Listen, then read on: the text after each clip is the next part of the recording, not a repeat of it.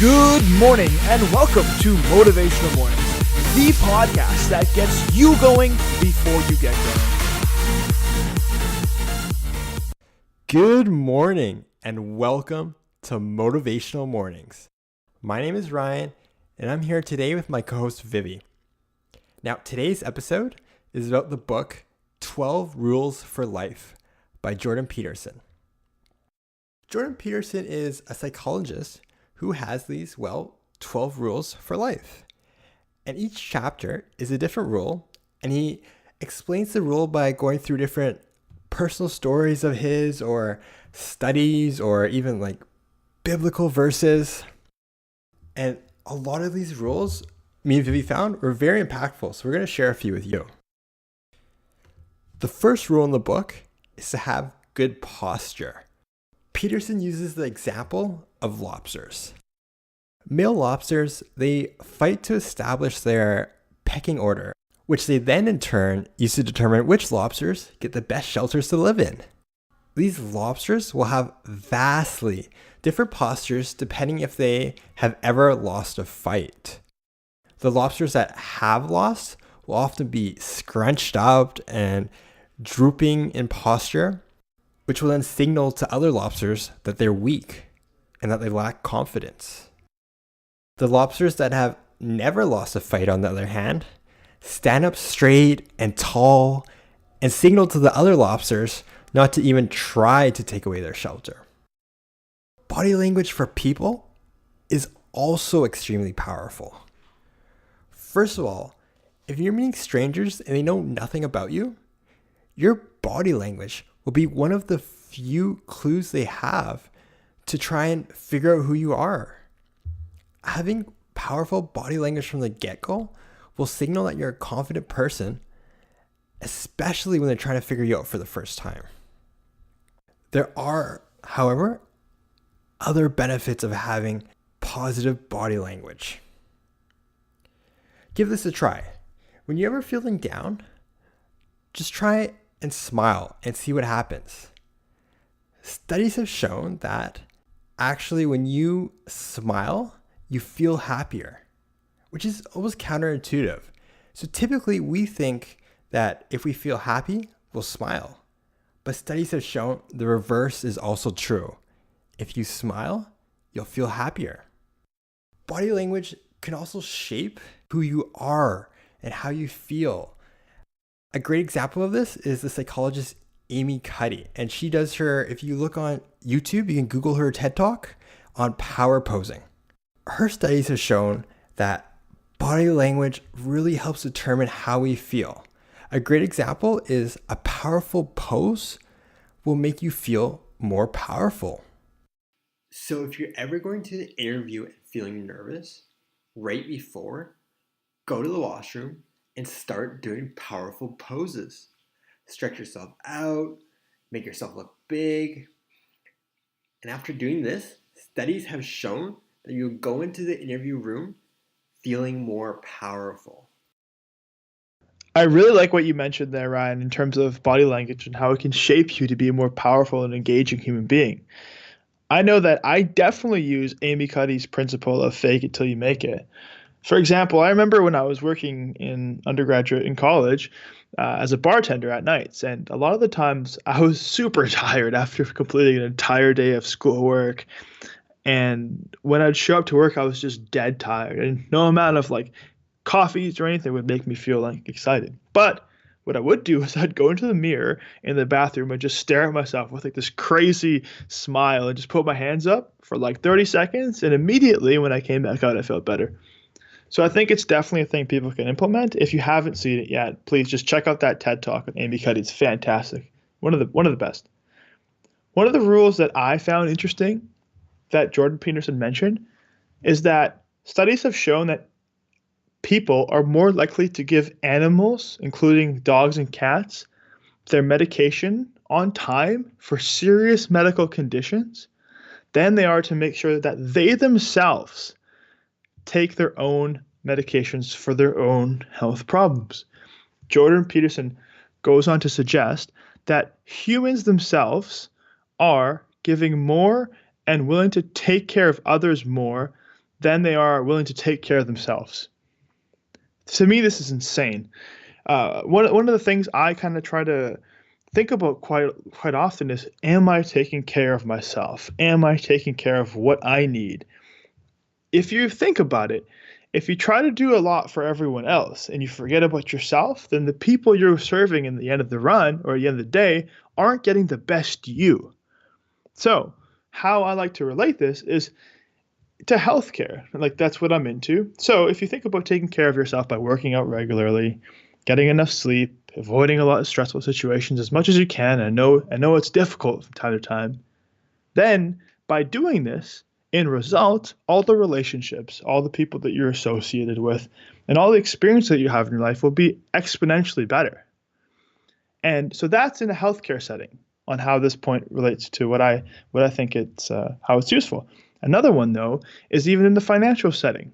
Warren Buffett and Bill Gates say frequently, I've heard them say, make a lot of money in the first half of your life so you can give it away in the second half of your life. I've heard them say this multiple times. And for me, I thought, like, hey, in a sense, they're taking care of themselves in their first half of their life. But by doing this, towards the second half of their life, they can take care of exponentially more people than if they hadn't taken care of themselves. When I got to that part in the book where he's talking about how people look after their pets better than they do themselves, I was shocked. I love a lot of your points. I'm not going to elaborate too much on them, but I do want to say one thing. You mentioned Warren Buffett, and this quote by Warren Buffett I felt was so relevant to this discussion we're having right now. And it goes like this. Warren Buffett always says, if you could have any car you ever wanted in the world, so say I'll take a Ferrari, but you'd only have one, would you take care of it? The answer? Obviously yes. So now, what if it's not actually that car? What if it's your body? You only get one, and it can be amazing, but if you want it to last, you need to take care of it.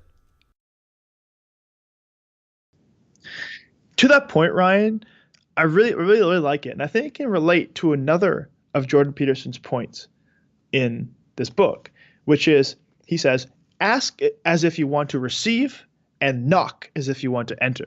So what does that mean? You mentioned a Ferrari. If you have one Ferrari, how are you going to take care of that your entire life? You're probably going to change the oil quite frequently, but you're probably going to put in the best oil and the best gas so that thing can run for a long time.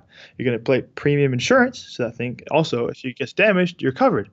The same thing should be done with yourself. However, this policy that he said, or this point about how if you want something, you have to ask. And if you want to enter, you have to knock as if you want to enter, brings intention to it. So it's not as if you're doing something as a chore. You have to do it as if you want it, as if you want to receive the result. How I can relate that is through a personal story. So in undergraduate school and kind of exiting high school, I was kind of always, a little bit like passive in terms of what I could receive. If I wanted something, I'd maybe put it out there, but I wouldn't, push too much if I didn't get it. Or if I was going somewhere, I would go there, but I wasn't going there fully to achieve something. However, I came across this point and it really struck with me, because the more intent you gave something, the more people are willing to respond with intent back, or the will to work with you a lot quicker. And undoubtedly, when you do so, the chances of getting what you want significantly increase. And so when I did that with intuition and a little bit of how we even started this podcast, we put it out there and we, said hey, maybe this will work out, maybe not. But then we intended to give a specific value to you guys. And in result, we created a little bit of something and you guys enjoy it. It's fantastic. But that can also be related to your life. Knock as if you want to enter. Be there as a presence, and be there to take something for yourself, but not in a bad way, because by doing so, you can then give back exponentially. You know what? A great way to give back is to listen. But one of the rules in this book is actually to listen to benefit yourself. So how does this work?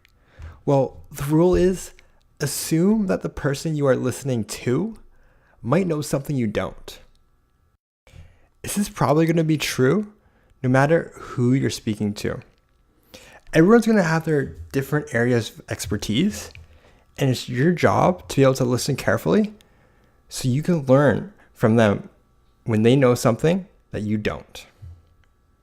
And remember, it's a lot easier and a lot quicker to learn from someone else's mistakes and experiences than to have to go through that experience and make that mistake yourself.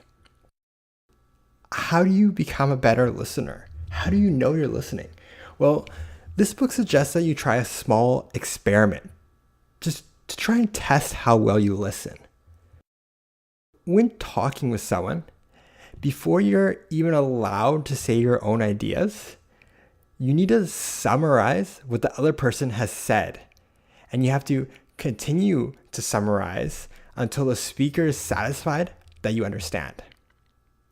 You know, sometimes you'll summarize once, you'll be completely right. The speaker will be like, you know what? You understand me, you got it. Sometimes maybe they'll offer a small correction. Maybe you missed one small point they had. And other times, you'll be completely wrong. You totally did not get what they're trying to say. But it doesn't matter. No matter the outcome, it's always going to be good to know how well you understand and to get that feedback before you start making your own point so you know how to respond correctly. Not only will this experiment make sure you're taking the time to understand the other person, but it also comes with other benefits. For example, you will be more likely to remember what the other person's points were. Imagine going back and forth multiple times until the points are neatly summarized and understood by both people. Of course, it's going to be easier to remember.